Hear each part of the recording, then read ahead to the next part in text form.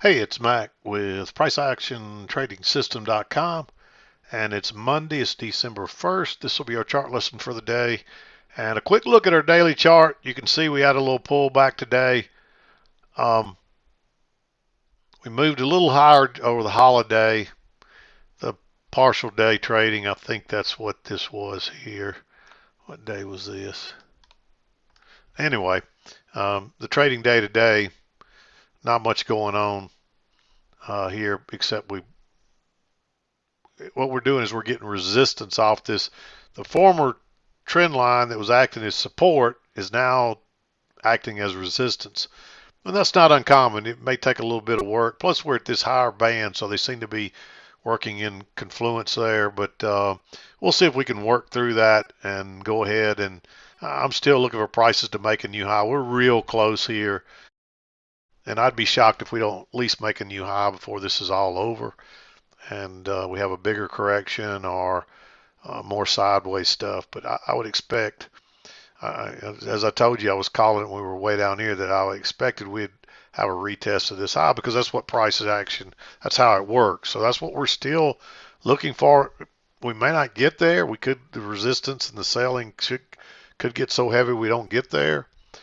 But most likely we will make a new high here in the next few trading days. That would be my guess. We could pull back for a couple of days and retest this midline because usually when you push through a major support resistance line, and the midline usually does act like a minor key entry point or minor support resistance. So wouldn't surprise me if we didn't pull all the way back to that before we went higher again. But it wouldn't surprise me either if we just had a little correction here, finding resistance at these starting to get in these upper bands and back inside this trend channel, we could just get a little resistance before we push through. So we'll have to see how it plays out. There's no way to know exactly how it's going to play out. We just know what kind of where we should be heading, where the targets are, and it should be a new high up here. So there it is on our daily chart. Mostly bearish day. We did close way off the lows, but we did close down still, down considerably. And we did make a new high and a new low. It's kind of an outside bar. It's an engulfing bar. So it looked like it was going to try to set up a reversal bar, but I don't think we're going to reverse yet. We could correct a little bit, but I don't think we're done to the upside yet. So we'll see. But let's flip over to the 2000 tick chart. We'll take a look at it. We'll work through the trades, and we'll wrap this day up. I do hope that everybody had a good extended holiday. It was kind of nice to get 4 days off there, really. And I hope you enjoyed everybody had a good Thanksgiving and that you enjoyed your time off. And we'll get back to the charts and trading and try to get through this week. So let's flip over to the 2000 tick chart and we'll take a look at it and we'll go through the trades. Okay, here it is. And what we did, I talked about a possible 2 legs down if we started traded down, which we were trending down at that point. And I talked about a possible 2 legs down, but we made a higher low, and then we actually made 2 legs up. And you can see it's pretty much 2 perfect measured legs up, almost to the tick, and then we sold off a good bit from there and then just kind of went sideways into the close there. So yeah, instead of 2 legs down, we ended up with 2 legs up. And again, they're almost perfect measured legs up. So it's amazing how that stuff works, but it's there and it works, and that's all we care about. But let's zoom in here and we'll go through the trades and we'll wrap this day up. Okay, 7 o'clock came just as we're bottoming out here. We make a slightly higher high. Not quite a double bottom. I think you'd call this a higher high. And of course, you draw your trend line off those first 2 swings. That's how it usually works.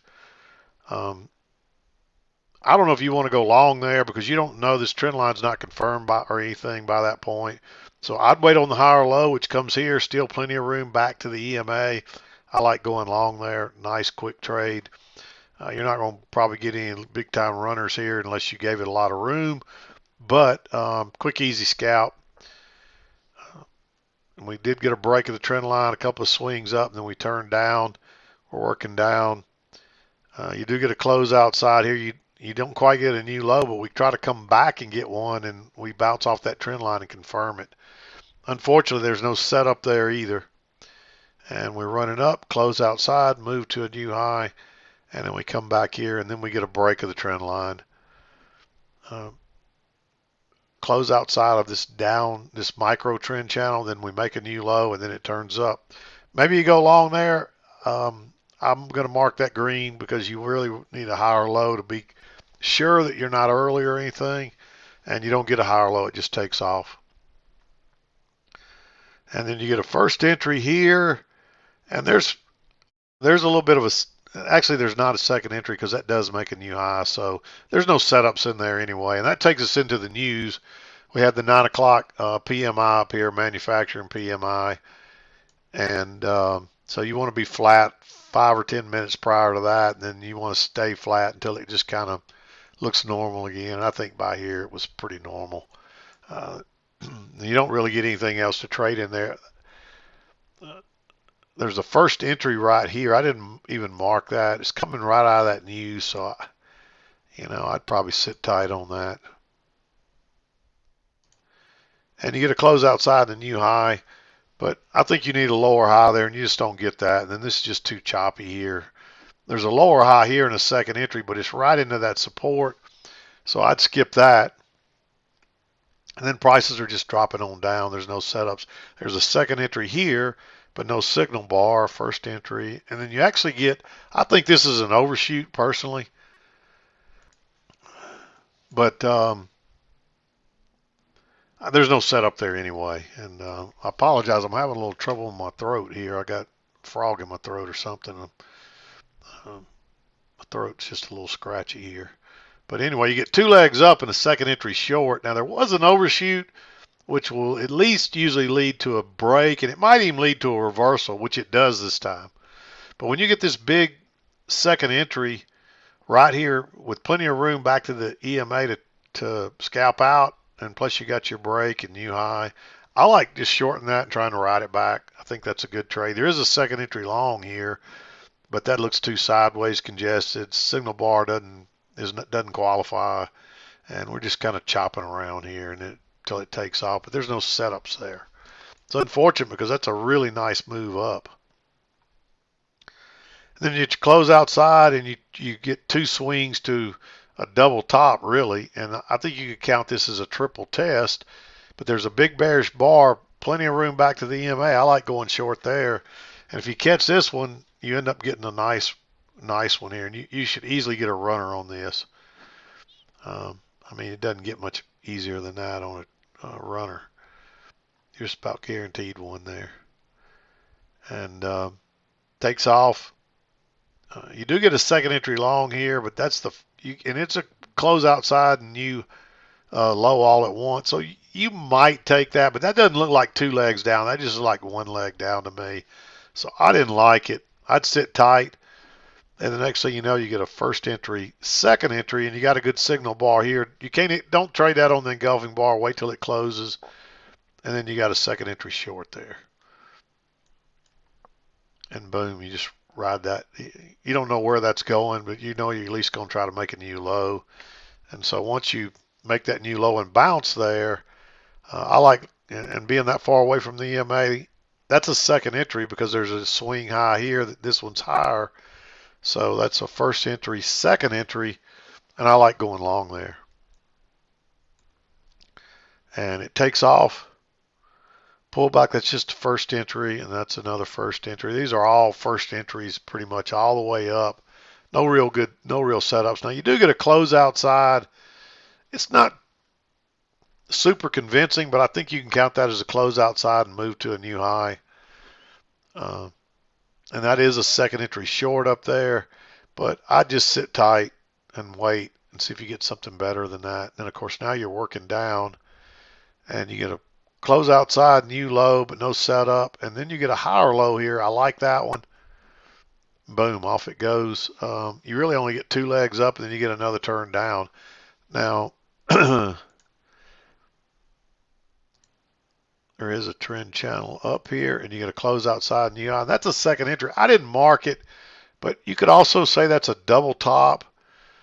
So there's reasons to consider that. I'll give you a green on that. Now there's a triple test here too, but I don't like that signal bar. It's got a good bit of stem now. It probably closes in its lower 1/3, but that just doesn't look like a triple test with a good setup that I would like. And of course we get a break here, and again that's a second entry, but I would play this trend channel. I think that's the move down, and so that looks like a first entry to me. And then here's your second entry long, because you can count this as a double top. So that looks like a second entry to me right there, and it's also a higher low. So I like that one. If it was just a higher low, I don't know if I'd like it right into the EMA like that. But the fact that it's the second entry, it's the first close outside this trend channel line or trend line, I like going long there. And another higher low, and then it runs to a new high here. So that could be it, but if you notice, it ends up coming back and you get another leg up. So really you get a break and two legs to a new high before it sells off.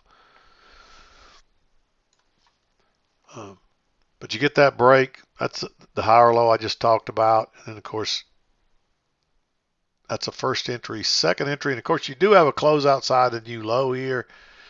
And you're making higher highs and higher lows. I think maybe you go long on that one, but you're better off to wait on the higher low to be certain. So I'd prefer to go long right there.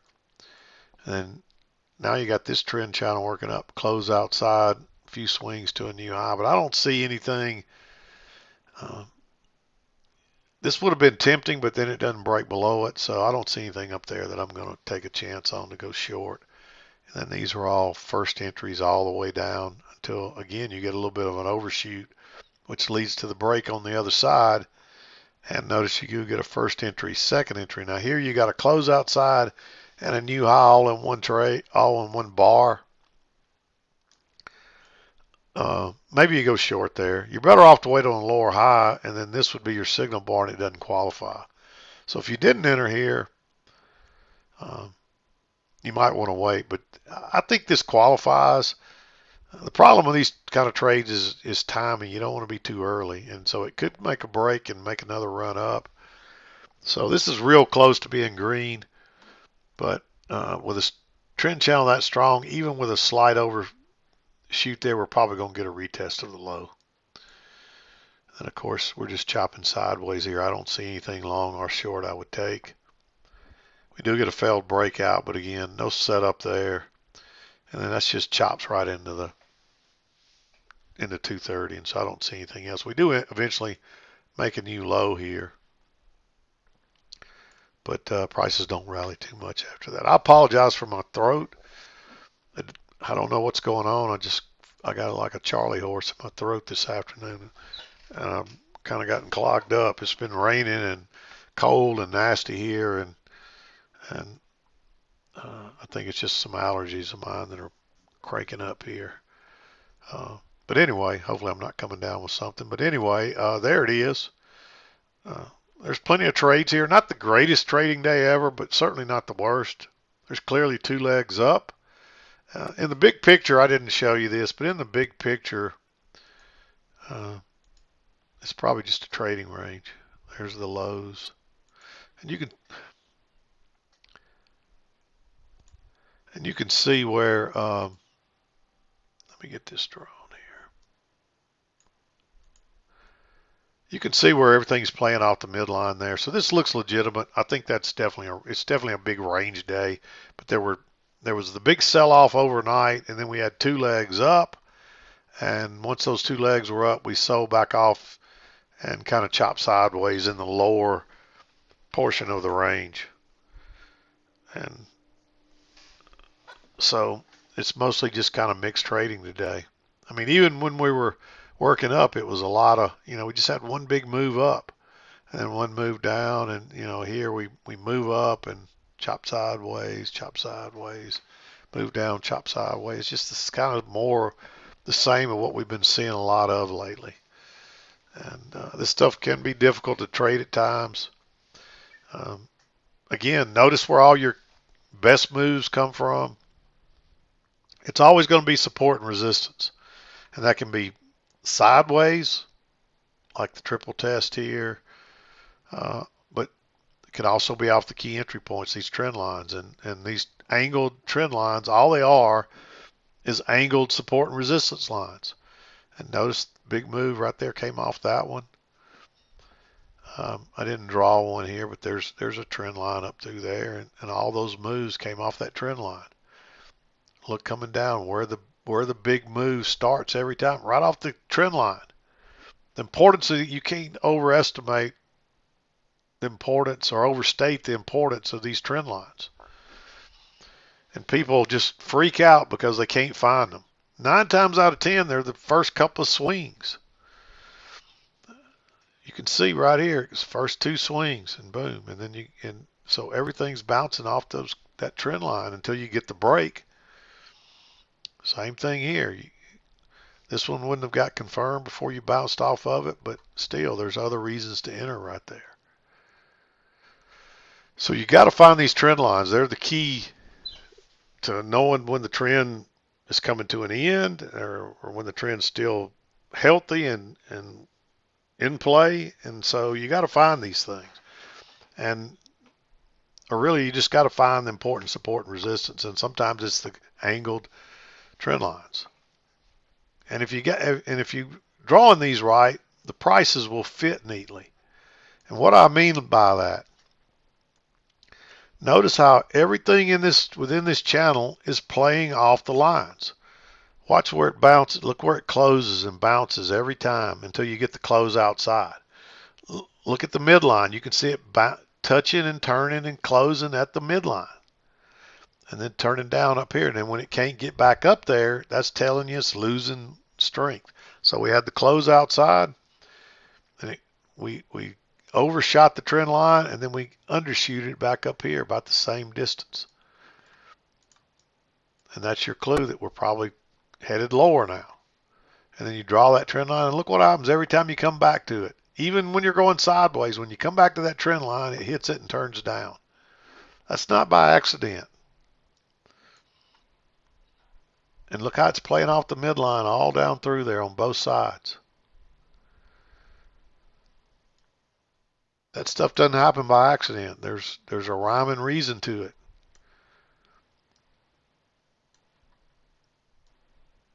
And like I said, you can draw. I usually don't draw these trend lines on the retest, but there's one here. And actually what this one is, in my opinion, is it's a spike up. We can spike up and go into a channel. And there it is. Actually, it's probably up here because we get that over. I don't think that's an overshoot. I think that's 2-tiered. Then you get another one here. And so this support and resistance is important. I usually don't like to draw them on my retest. So you can kind of understand where it's starting to play out. But anyway, there it is. Just a big range day for the most part. Big sell-off overnight, and then 2 legs up during the day, and then we sold off a little bit from that once those 2 legs played out. And they're 2 perfect measured legs basically. So that would have been a great target when it's chopping around in here and you just get your first break. You know, hey, I still got a target up here. So the odds are we're probably going to try to make that new high. And really that's 2 legs up to a new high and it sails off. Just to show you, for those of you that maybe can't see it. They're not 2 perfect measured legs, but they're still 2 legs up. First leg up, pull back, second leg up. And you can see we came up. And when you come up short from a target like that on measured legs, it usually is going to go much further in the opposite direction. You can see how big it sails off here. It's a big, strong, tight move down. So there it is. Anyway, I'm going to wrap it up. Again, I hope you had a good holiday. I hope you had a good extended weekend, and we'll be back again to do it tomorrow. I'm done for today. This is Mac with PriceActionTradingSystem.com. and we'll see you next time.